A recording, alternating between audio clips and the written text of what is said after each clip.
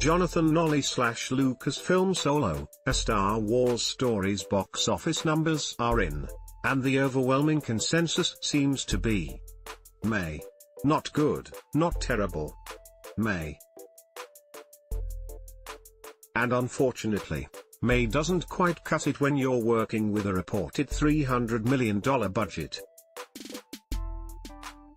Industry experts expected Solo to rake in $84.7 million at the domestic box office over the three-day Memorial Day weekend, and it hit an estimated $103 million over 4 days. Not a disaster, but considering Disney's forecast of around $130 to $150 million, many are preemptively calling Solo a flop. It's a little too early to call Solo a complete box office dud. It could recover. It's also difficult to speculate why Solo performed the way it did, but it's got me wondering if Star Wars is really built for a Marvel-style cinematic universe. Dramatically different Marvel and Star Wars are dramatically different properties in just about every conceivable way. Marvel Studios' Star Wars was a movie, then it was a trilogy, and a prequel trilogy. Then it was acquired by Disney and the floodgates opened. Marvel is. Where do I even start? Marvel is Spider-Man. Marvel is Iron Man. Marvel is the Incredible Hulk, Captain America, Thor. And those are just the ones your parents could pick out in a police lineup. We're not even getting started on Doctor Strange, Ant-Man and the rest of the hangers-on. Most of these characters have been around since the 60s. Captain America's one of the few World War II superheroes who was actually around for World War II. He made his debut in 1941. Between them, Marvel superheroes have literally thousands of story arcs to draw on. Simply put, Marvel has an incredibly rich history of memorable stories that Star Wars can't compete with. Not just as the Avengers, not just as a crossover property, but as individual characters. Each has their own mythology, their own unique history. That's a lot of content. Star Wars has some movies, I guess. Correction, Star Wars has some movies, an animated show and an expanded universe that includes some great video games, some okay books, and some of the strangest shit ever created by human hands. An expanded universe that Disney, quite rightly, swept under the rug when it acquired Lucasfilm in 2012. Simply put, Marvel has an incredibly rich history of memorable stories that Star Wars can't compete with. It's just incomparable. Star Wars has less to draw on. It is one property, but Marvel is legion. It has the history and legacy to bear multiple movies about multiple different characters. Star Wars? I'm not so sure. Going in reverse, it doesn't even necessarily matter if Star Wars spin-off movies are good. Because they've been good. Rogue One is good. Solo is good. The real question, is there an appetite for an endless stream of Star Wars movies like there seems to be for Marvel? I'd say kinda, but not to the same extent. Superhero characters have their own unique fan bases, the end result of decades of comics, TV shows, cartoons, video games, etc. There are Spider-Man fans, Captain America fans, Iron Man fans. The entire Star Wars universe comes from one single source. When you think about it, Star Wars is attempting to do what Marvel did in reverse. Disney. The Marvel Cinematic Universe as we now know began with Iron Man, a movie about one single Marvel character.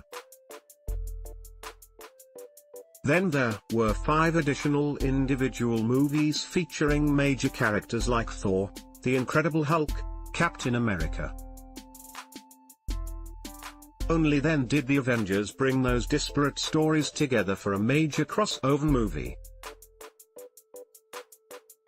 The Avengers was, to a certain extent, the Marvel version of A New Hope, and it was released after its audience had learned to treat movies about individual characters with the same respect.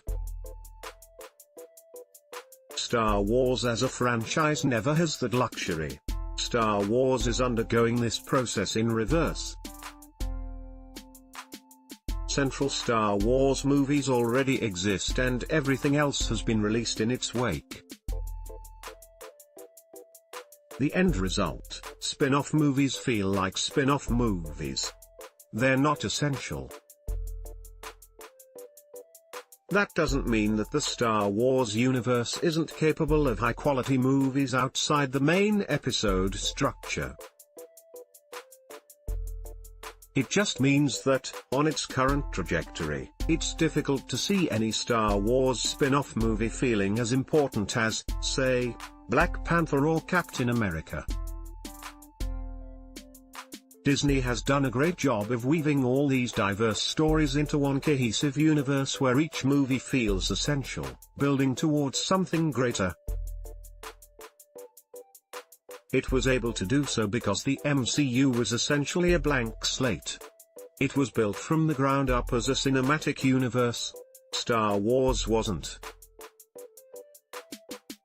It's a small world after all. Perhaps the worst thing about the Star Wars prequels was how small they made the Star Wars universe seem. Chewbacca was best buds with Yoda. The clone army was built using the gene of Boba Fett's dad. Tying loose ends with familiar names gave us that short-term nostalgia hit, but it shrank the universe and made it feel rigid when it should have been this growing, expanding thing. In 2018 we're seeing that process play out in grander terms. Here's what Disney is currently planning for the Star Wars universe. This is just what's currently being reported. Who knows what else is planned? How many of these movies will focus on plugging the gaps of an already saturated timeline? It's not ideal. The more you explain your fictional universe, the smaller it feels. Han Solo's backstory was better left unexplained, and I sure as hell don't need a Boba Fett origin story. No one does. Boba Fett is a character that thrives on mystery. I worry the current strategy will rip the mystery right out of the Star Wars universe. I worry the current strategy will rip the mystery right out of the Star Wars universe. But what option does Disney have? Growing the Star Wars universe is essential for Disney to maximize profits on a $4 billion investment, but with huge budgets at play that's high risk. Star Wars movies almost certainly require an association with existing characters or risk being ignored by fans. It's a tough nut to crack. Maybe expectations just need to be recalibrated. Maybe the appeal of Star Wars in 2018 can't quite compare to Marvel and we shouldn't expect it to. Either way, the current path will most likely result in diminishing returns for the Star Wars series. Maybe Star Wars just wasn't built for a Marvel-style universe. First published May 28 at 8:32 p.m. PT. Update, May 29 at 8:52 a.m.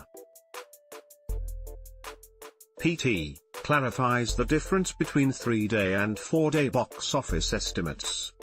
Nissan's latest Star Wars-themed rogue channels the Millennium Falcon. Why the Marvel Cinematic Universe was a huge risk, as Black Panther and Avengers: Infinity War smash box office records. It's strange to think Marvel's movies were a gamble 10 years ago. How to watch every MCU property in the perfect order. From Marvel films to the shows on Netflix, here's the best order to experience the MCU.